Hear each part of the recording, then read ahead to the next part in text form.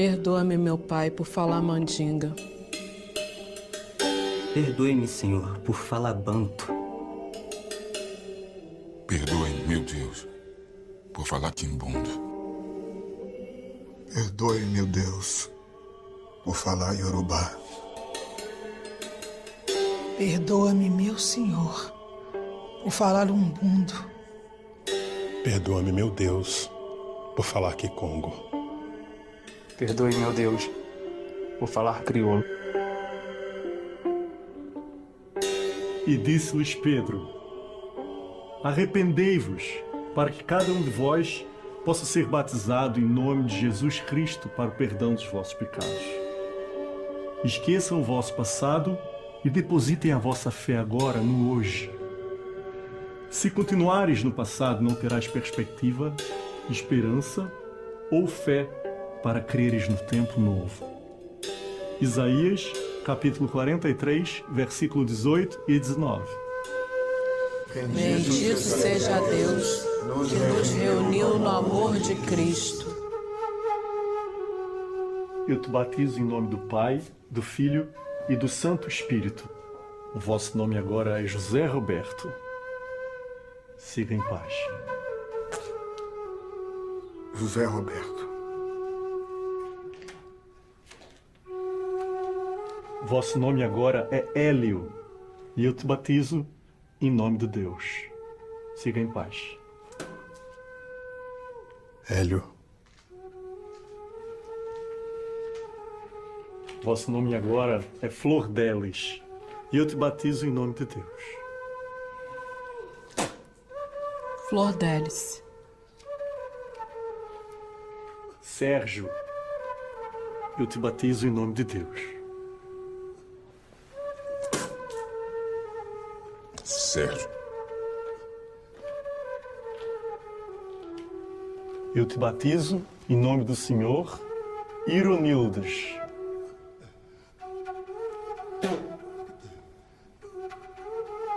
Ironildes.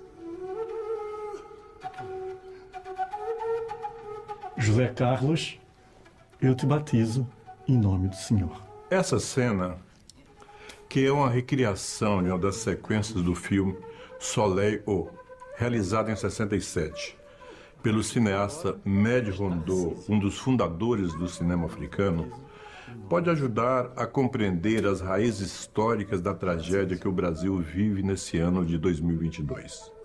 O país se tornou um dos principais vórtices planetários do discurso de ódio e intolerância racial, de classe, de gênero, ambiental e religioso.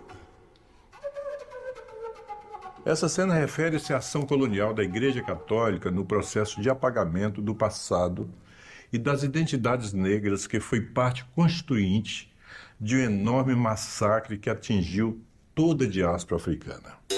Vosso nome agora é José Roberto. Não foi apenas um apagamento da memória individual. Foi um ato com a intenção de coibir e esconder toda a contribuição civilizatória que homens e mulheres, africanas e africanos, trouxeram para o Brasil e para o Novo Mundo.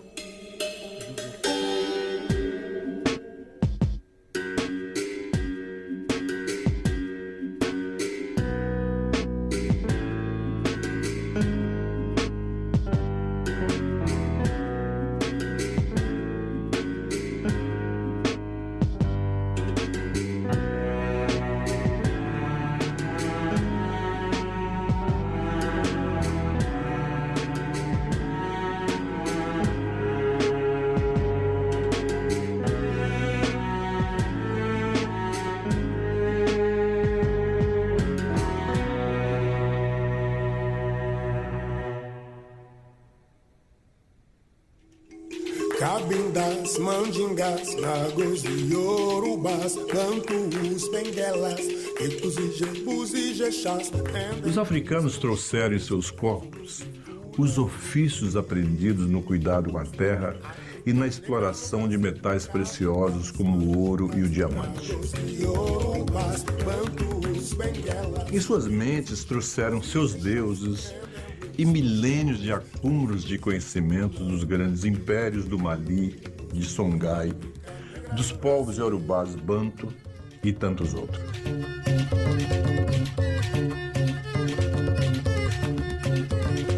Pega na peneira,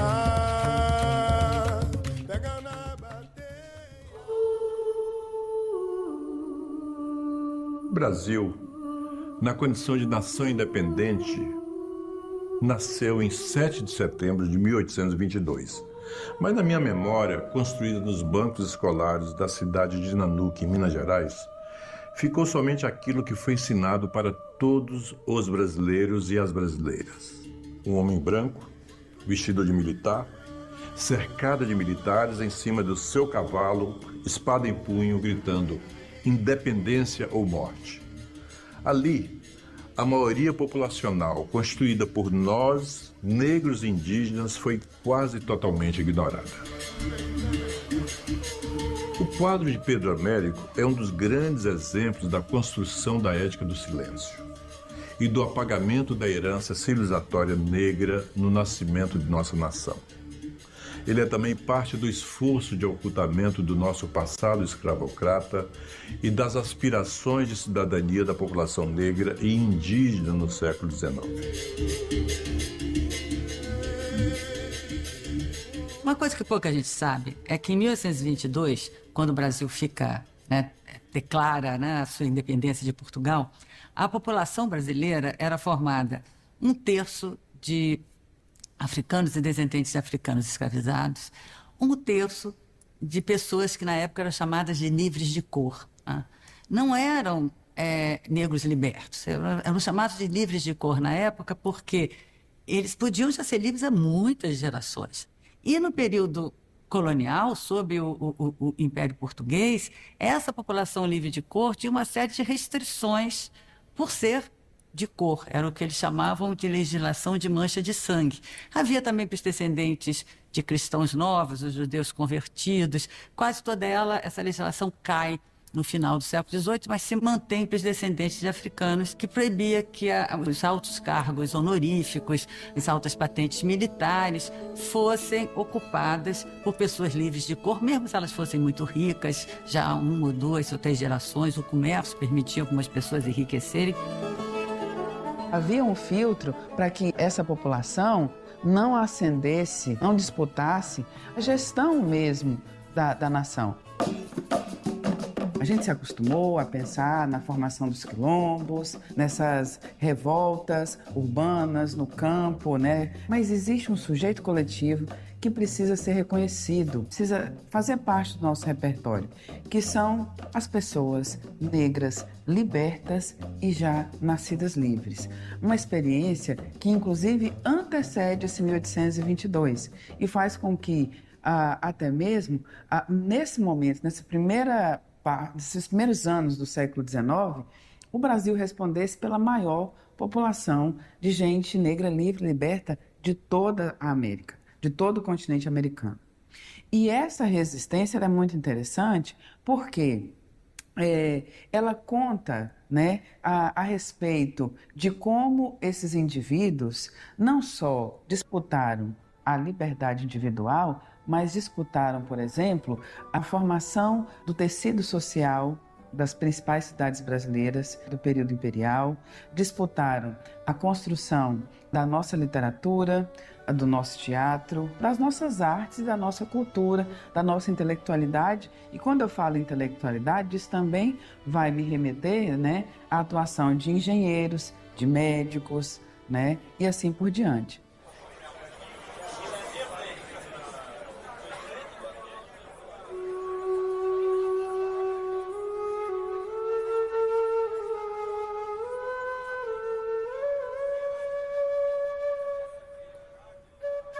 Preta de nação, que desejando libertar-se da escravidão, valeu-se de sua senhora Felizarda Querubina para lhe conceder, recebendo para isso o preço que houvesse declarar.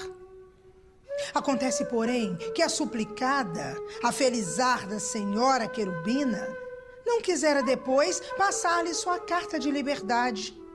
Vendo, pois, a suplicada que não podia vexar a suplicante Maria Joaquina Cabinda, passou com manifesto dolo a fazer dela venda a Domingos Alves Loureiro, homem poderoso.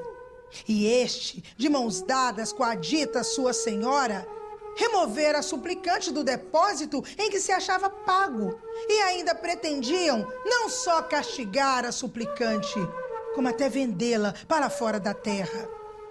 Com perigo de sua vida, ela foge. E ainda hoje se acha refugiada, sem poder tratar de sua liberdade. Diante disso, a suplicante Maria Joaquina Cabinda requereu ao governo de Vossa Majestade Imperial esta benigna atenção à sua súplica. Ela foi bastante desapontada, porque, ao contrário do que ela imaginava, né, o que seria interessante se ela fosse contemplada, a Constituição do Império estabelecia uma série de restrições. A mais grave, no que diz respeito à população negra, é que, uma vez alforriados, libertos africanos não teriam automaticamente a cidadania brasileira.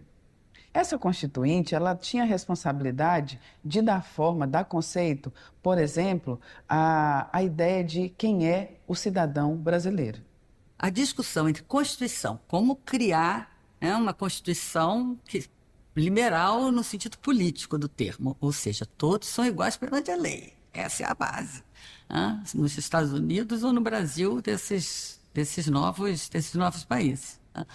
Como fazer isso e, ao mesmo tempo, manter a escravidão como instituição funcionando? Porque é disso que se trata, né? Uma instituição central. E é bem interessante, né? Eu falei que no momento da independência tinha essa população livre de cor toda, a questão da igualdade das cores era algo que mobilizava, que os alfaiates, quando foram às ruas, as proclamas falavam nisso, os movimentos de rua, em todo a história da independência, isso sempre aparece, mas a abolição da escravidão, não. Tá? Vamos combinar que era uma sociedade altamente escravista, de alto a baixo. Essas pessoas livres de cor, frequentemente, quando tinham algum status social, para afirmar sua liberdade, comprava um escravizado. O jeito de vestir, estar com o escravizado, aliás, era fundamental e aí vem a ideia de, então o Brasil não era racista porque tinha essas pessoas livres de cor. Não, para exatamente não ser confundido com o escravizado.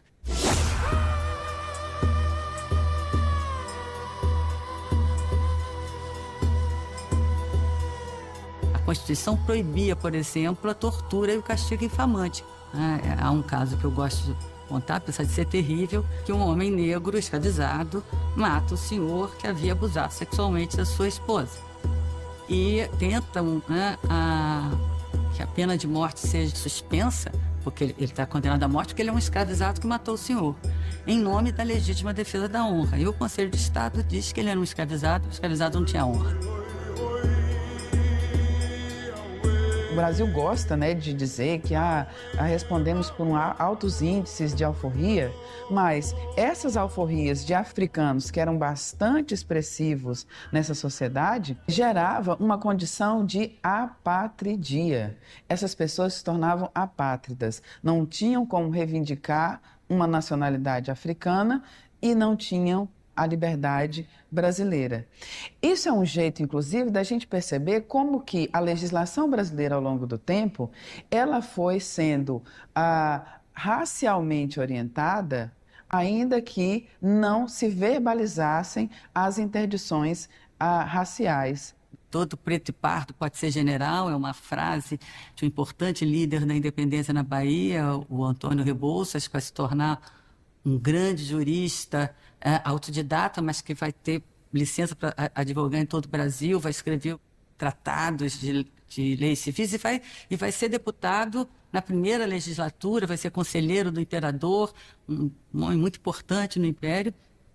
É um homem de cor, filho de um alfaiate português, uma mulher livre de cor, a gente não sabe se ela era livre, liberta, herói da independência na Bahia, o homem que escreveu todas as proclamações da resistência brasileira em Cachoeira à luta contra os portugueses. Quando ele viaja para o Rio de Janeiro, junto com um companheiro branco de lutas, para ser condecorado no Rio de Janeiro, ele relata na biografia que ele foi parado várias vezes para provar que ele era ele, né? Então ele tinha quase que contar que ele era amigo do imperador, que aquele ali, que ele era um herói da independência da Bahia, que ele sabia as leis, né? Ele relata que ele foi parado várias vezes, porque ele estava sem exatamente o círculo dos conhecidos.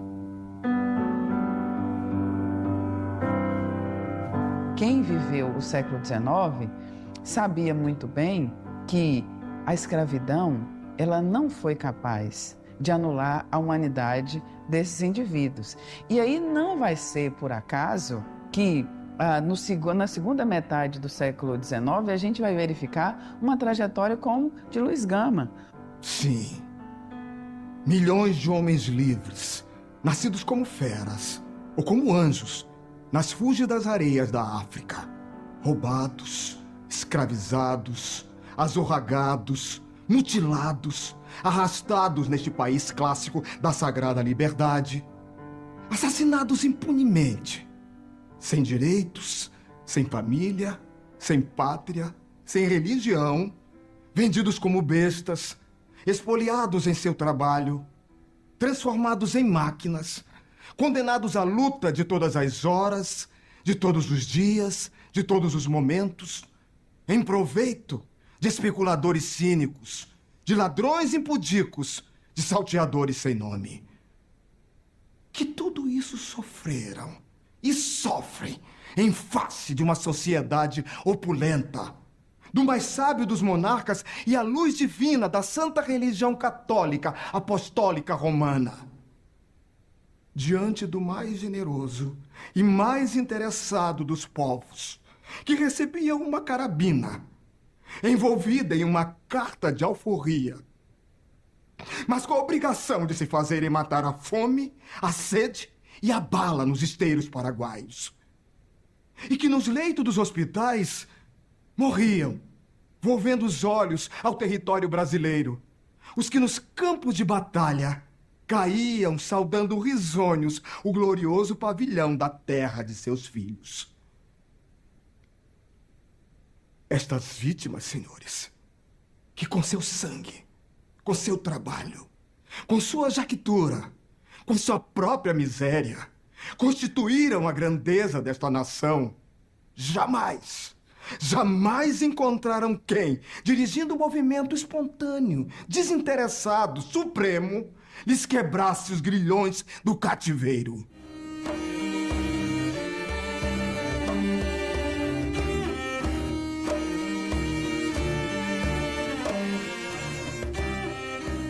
A palavra escravidão não aparece em nenhuma parte da primeira Constituição Brasileira de 1824.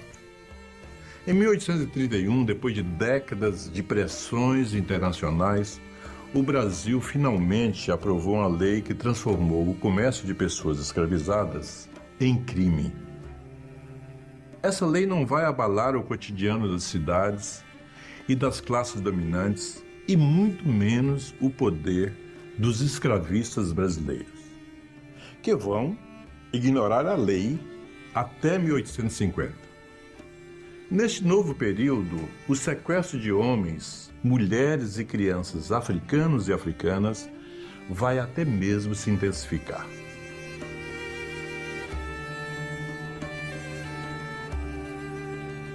Vai entrar quase 2 milhões de pessoas no Brasil na primeira metade do século XIX. Exatamente no momento onde você está dizendo que quer proibir o tráfico, são 4 milhões, 2 milhões foi nos últimos 50 anos. O tráfico é uma porta para você entrar no comércio e ter lucro, porque a pessoa escravizada é uma mercadoria que sai a todo momento. Chegou, vende.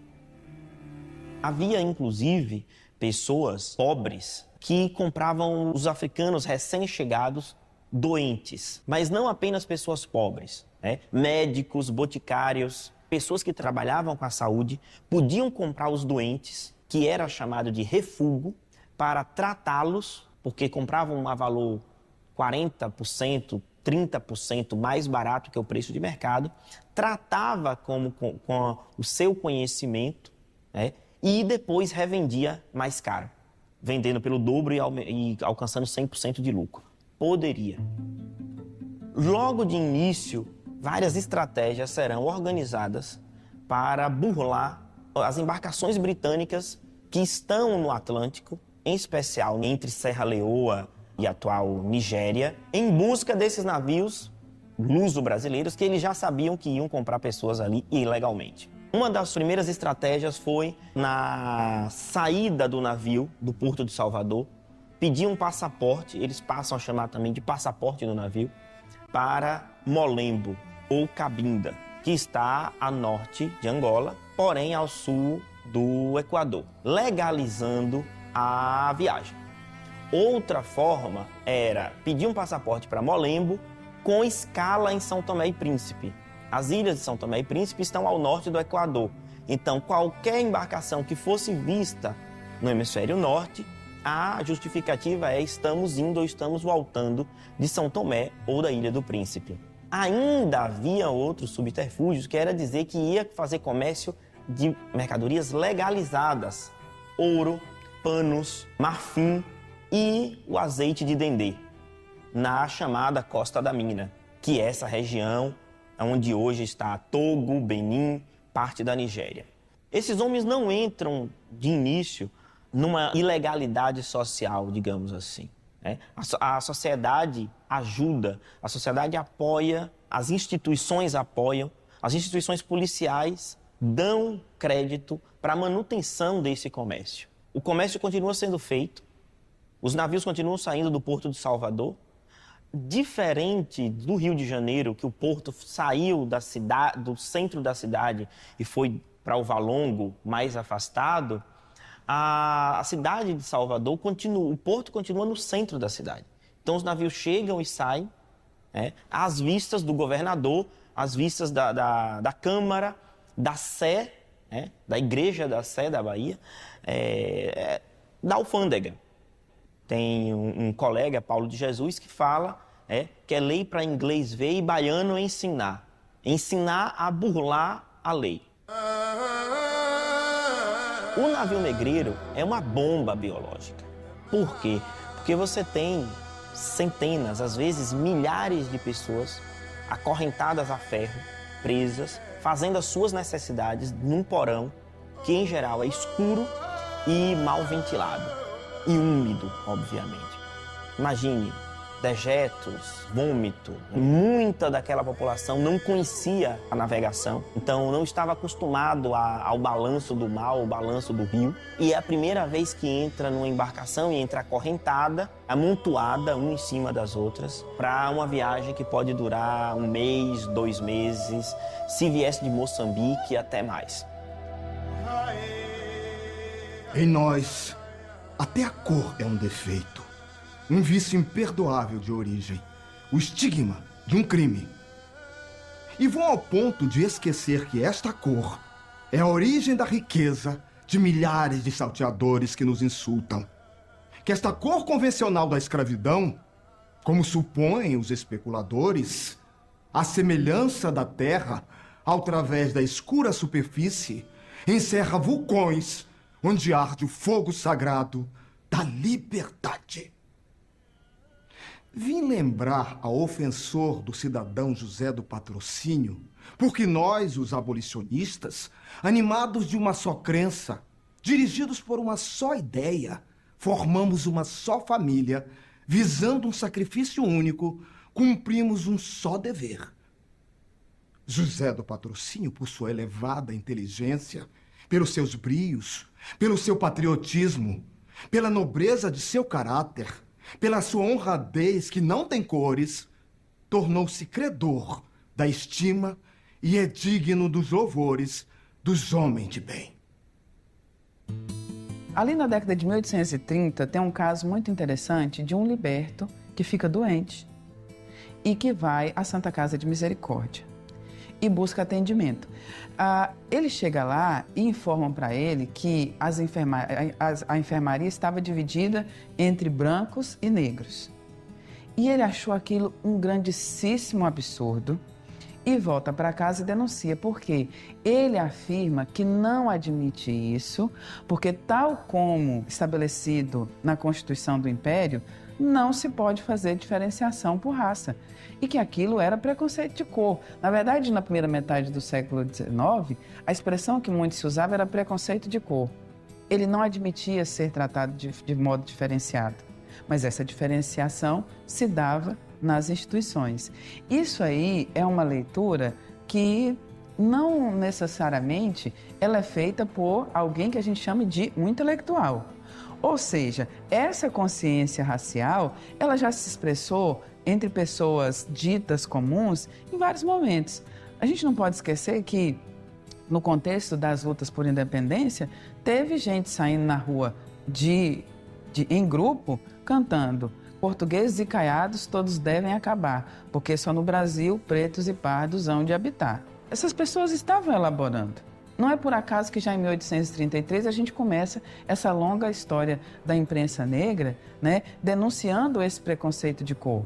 A resistência negra passava também, por exemplo, pelo respeito à ocupação de cargos públicos, a possibilidade, né, de ocupar postos militares, postos civis, a ser reconhecido como figuras legítimas da própria intelectualidade brasileira, que um sujeito como Francisco de Paula Brito, o editor do primeiro jornal de imprensa negra, O Mulato Homem de Cor, em 1833, é interessante porque nós vamos localizá-lo, né, também num circuito de fomento, né, às letras no Brasil.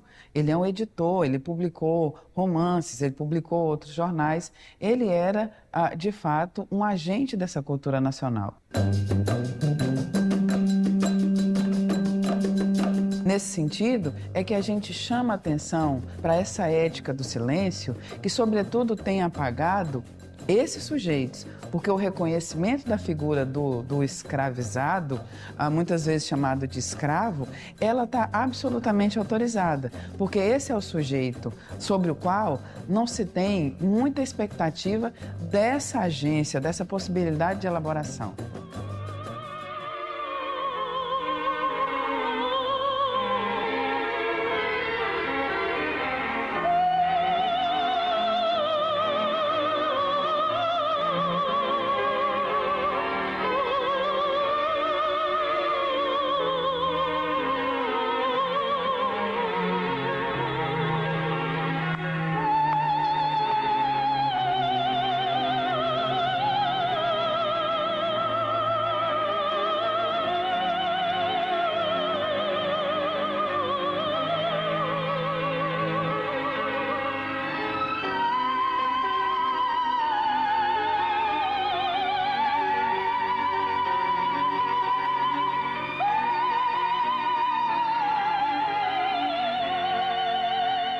Esse trecho do filme Abolição, de Zósio Bubu, é uma representação característica de um momento histórico que ficou gravado no inconsciente brasileiro sobre quem foram os responsáveis pela abolição da escravatura e pela libertação dos escravos.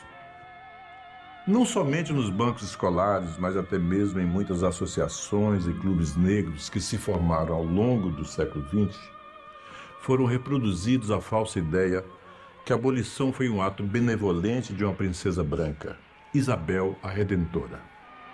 Eu, princesa imperial, regente em nome de Vossa Majestade, o senhor Dom Pedro II, faço saber a todos os súditos do Império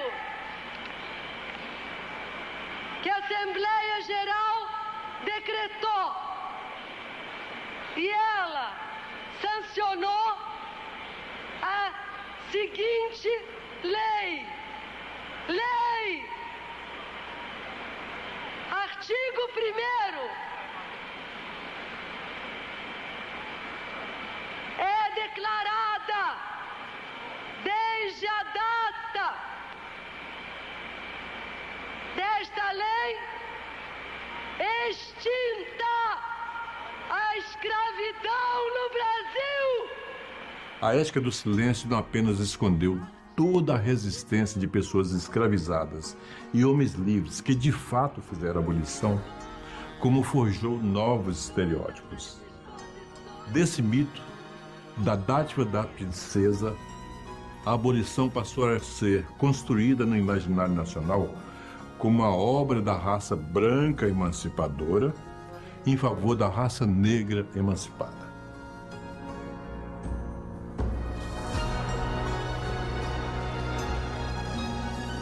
Há um momento, né, de um gabinete liberal, o gabinete Dantas, muito associado com os grupos abolicionistas, André Rebouças, Joaquim Nabuco, e a ideia era libertar os sexagenários sem indenização aos senhores. Aí todo mundo, liberdade velhinho, 60 anos.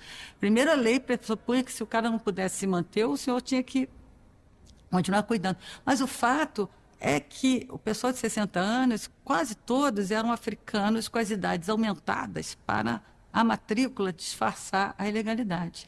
E era sem indenização porque era uma coisa simbólica, era marcar a posição. Estamos libertando sem indenização porque esse povo está escravizado ilegalmente. E o gabinete cai.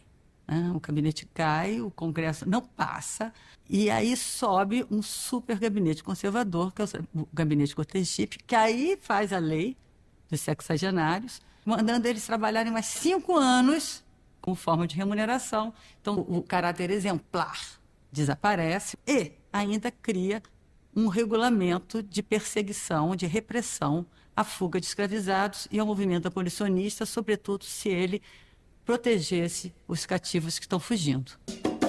E aí, de 85 a 88, foi pau puro, fugas de escravizados, essa associação com o movimento abolicionista, a repressão, né, do chefe de polícia do Rio de Janeiro, do gabinete Cotegipe, até um momento que, janeiro, fevereiro de 87, as senzalas paulistas são totalmente desorganizadas pelas fugas em massa, né? Tá na crônica ilustrada do Agostinho, os fazendeiros segurando as calças dos escravizados que estão todos fugindo.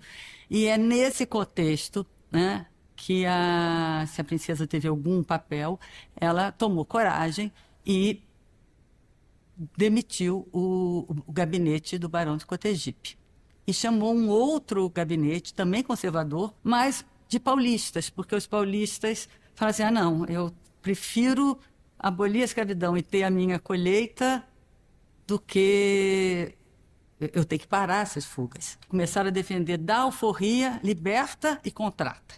E esse gabinete vai propor a lei que vai passar no parlamento, a lei aprovada por amplíssima maioria, mas com poucos votos contra, inclusive do Barão do Cotegipe, faz um discurso contra a Lei Áurea. Ela passa rapidamente no Congresso, cercada de uma multidão, né? Eu acho que se esquece muito a multidão na rua, né? Tem 2 fotos maravilhosas. É muito mais veiculada a foto da missa, a missa no dia 17, com a presença da princesa, mas com uma enorme multidão na rua. E eu acho que a multidão, para mim, é a grande personagem dessa foto, mas também a multidão que está na frente da Assembleia. É uma multidão impressionante e há uma foto da própria sessão, né? Quer dizer, na verdade, foi aprovado pelo Legislativo brasileiro e aí a princesa assinou. Então, de dádiva, não tem nada.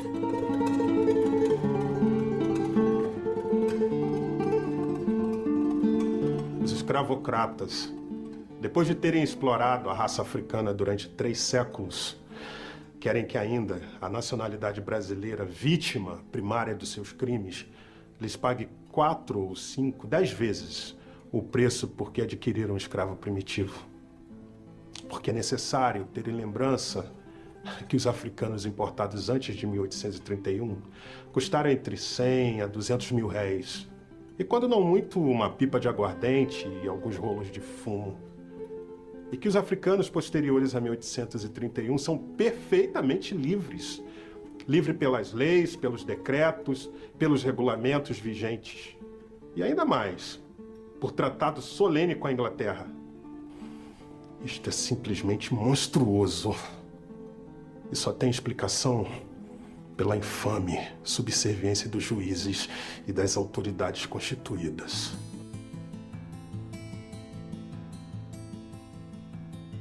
André Rebouças é um grande engenheiro brasileiro, né? Um maior engenheiro junto com seu irmão do século XIX, responsável por projetar a maior parte dos portos brasileiros, realizou alguns, realmente um pioneiro da engenharia, mas sobretudo um grande líder abolicionista, né? Foi ele que escreve o texto da Confederação Abolicionista em 82, a abolição imediata sem indenização. Esse retrato, se você for ler, tá? Esse retrato está entre os raros das pinturas do escultor Rodolfo Bernardelli. Não está aqui informado que o Rodolfo Bernardelli era ele próprio um abolicionista, eu acho isso importante.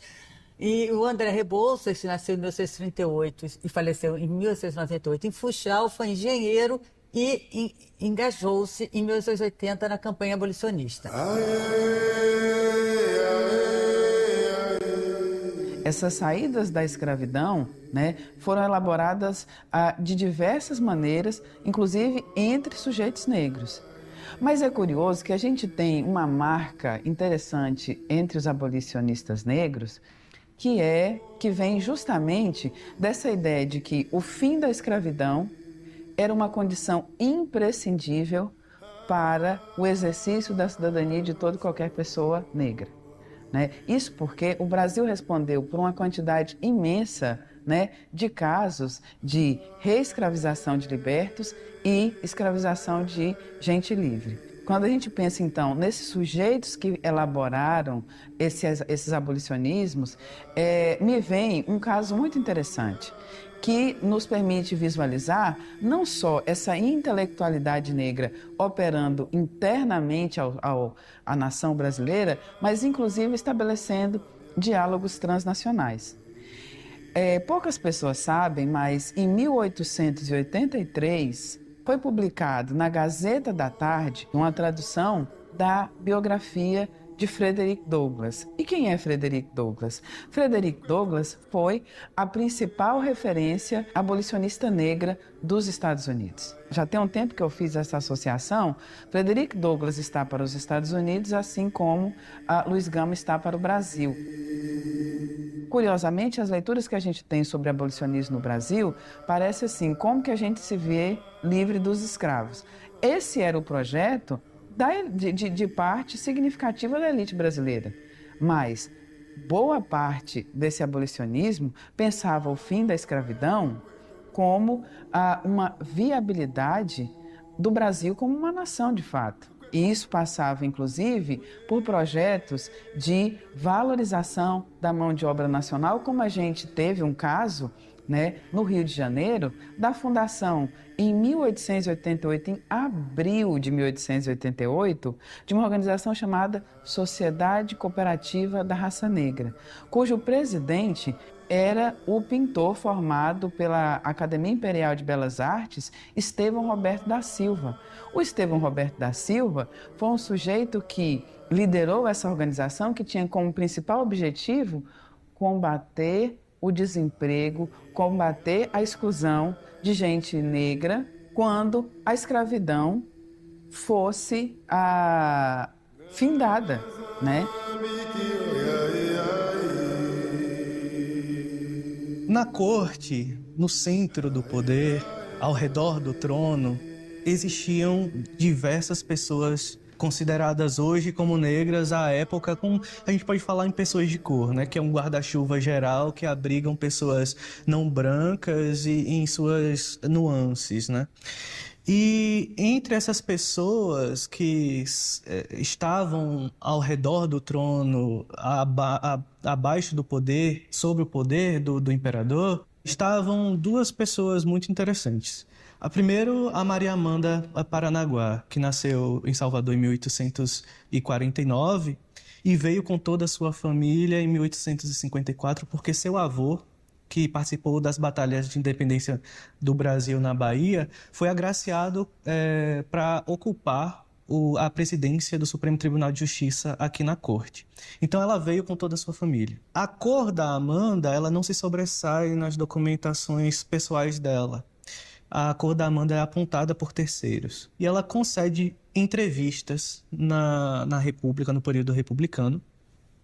E um jornalista aponta como sendo magrinha, franzina, pequena, morena dos cabelos quase brancos. Outro jornalista a aponta como sendo mulatinha.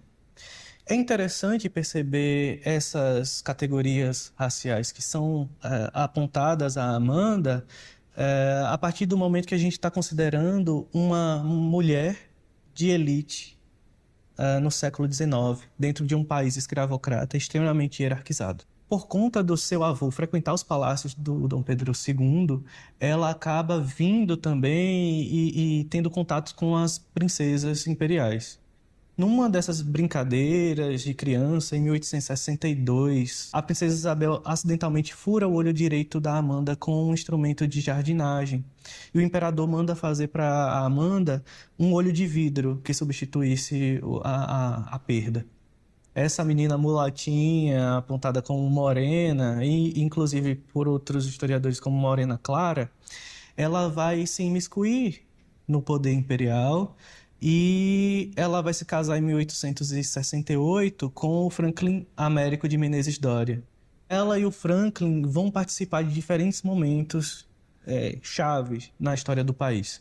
Por exemplo, eles entram na década de 1880 sem possuir nenhum escravizado. Em 1884, nas comemorações da libertação do Ceará, porque o Ceará se declara uma província livre de pessoas escravizadas, ela vai ao evento e ela oferece obra de arte para ser leiloada e para que esse dinheiro seja revertido na libertação de pessoas escravizadas. Em 1888, depois da sanção da Lei Áurea, a princesa Isabel vai escrever uma carta para ela, chamando-a de minha ministrinha. Então não é qualquer coisa. Chamar uma mulher de cor de minha ministrinha era reconhecer o papel fundamental que aquela pessoa teve, que aquela mulher teve, que a Amanda teve, dentro da aprovação da Lei Áurea. É tanto que 3 meses depois a Amanda vai ser agraciada com o marido com o título de Barões de Loreto, que era uma referência ao lugar de nascimento do Franklin, na Ilha dos Frades, no Recôncavo Baiano. Quando há a proclamação da República em 1889, a Amanda e o Franklin vão ao exílio com a família imperial, em solidariedade à família imperial. José Ferreira de Menezes nasceu no Rio de Janeiro, filho de um liberto, em 1842. Ali em 1860, depois de ter conseguido estudar num colégio suíço em Nova Friburgo, ele consegue ser aprovado para a Faculdade de Direito do Largo de São Francisco, em São Paulo. Esse sujeito sai sozinho do Rio de Janeiro aos 18 anos e faz uma viagem num barco em que, inclusive, ele esteve na presença de muita gente negra como ele, que ia do Rio para São Paulo na condição de escravizado. Esse sujeito, então, chega numa sociedade, numa cidade pequena, restrita, bem tímida, quando comparada ao Rio de Janeiro, e estabelece redes de solidariedade. Nessa rede de solidariedade, existia uma figura muito interessante, cujo nome era nada mais, nada menos do que Luiz Gama.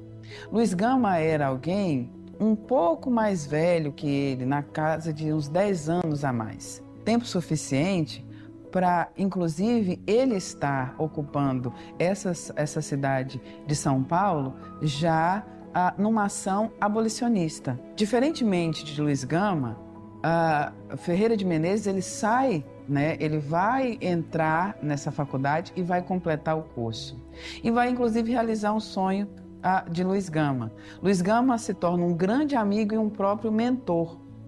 É Luiz Gama que vai, inclusive, formar Ferreira de Menezes num abolicionismo radical que não vai tolerar a ideia, por exemplo, de abolição gradual, com indenização a escravistas e etc. Quando ele retorna ao Rio de Janeiro no início da década de 1870, ele já chega lá como um republicano, não mais alguém ligado ao Partido Liberal, e funda a Gazeta da Tarde. A Gazeta da Tarde, que se tornou um grande marco da imprensa abolicionista e foi o primeiro título da cidade do Rio de Janeiro que se negou a publicar anúncio de gente escravizada que fugia. Mas, além disso, Ferreira de Menezes permitiu que em seu jornal uma rede de intelectuais negros também publicasse. A gente vai ter uma série de outros nomes, né, que, portanto, nos abrem, né, um portal, né, para uma história do Brasil que foi negada, que tem sido negada por força dessa ética do silêncio. Porque esses sujeitos não estavam operando no subterrâneo, esses sujeitos não estavam atuando de maneira tímida, esses sujeitos estavam disputando diplomas nas poucas universidades que existiam, estavam fundando jornais, e jornais que tinham força de disputar o debate público. Não vai ser por acaso que, mesmo ele tendo morrido em 1881, na casa ali dos 40 anos, lamentavelmente, né, a sua memória vai sobreviver ao longo da década de 80, e ele foi um dos sujeitos retratados em estandartes que ocuparam as ruas do Rio de Janeiro na comemoração pelo fim da escravidão. África negra no Brasil.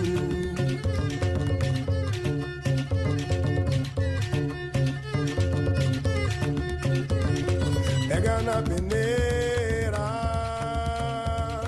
pega na bateia.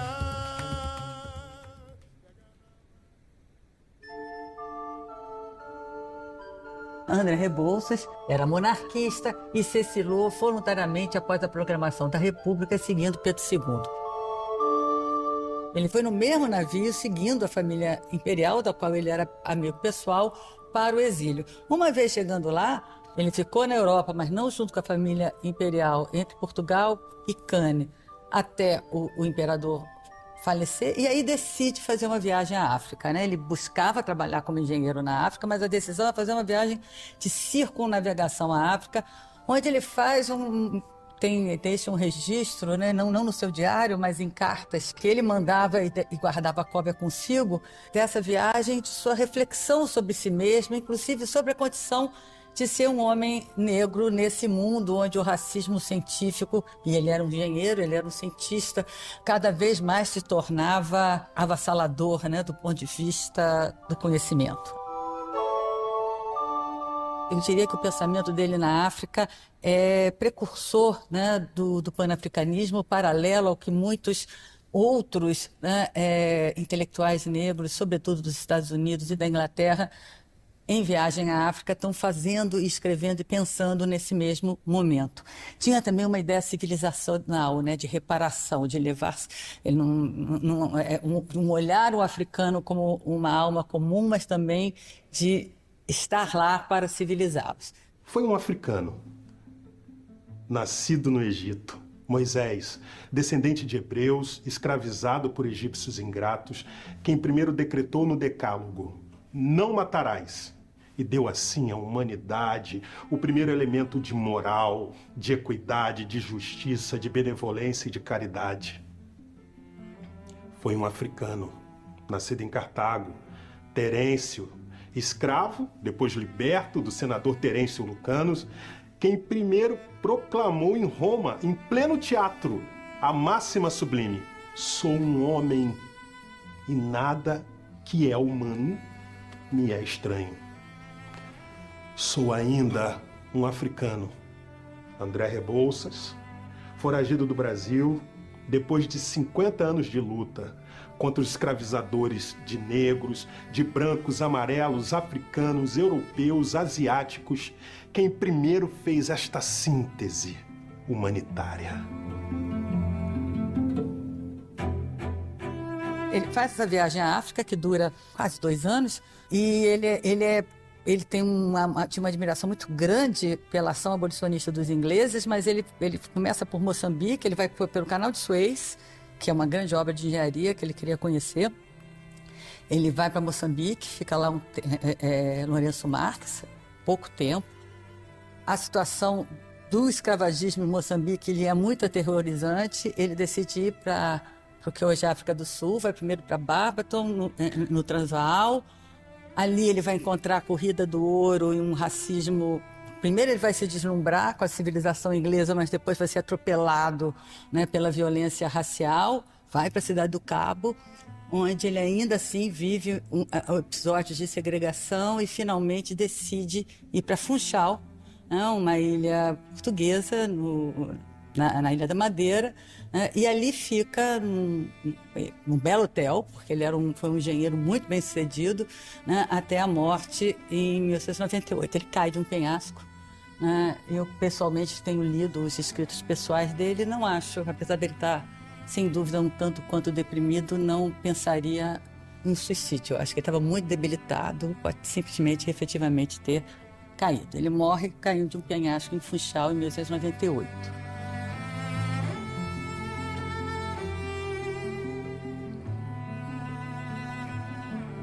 Vim para a África não para caçar leões como um lorde, mas sim para combater a escravidão, o monopólio territorial. Desembarquei em Port Said em 2 de abril de 1892 e logo dei o meu primeiro combate. Claro está que não narro as vitórias por horror ou quixotismo, mas estou contente comigo mesmo. E fico em dúvida se devo morrer na África ou no Brasil.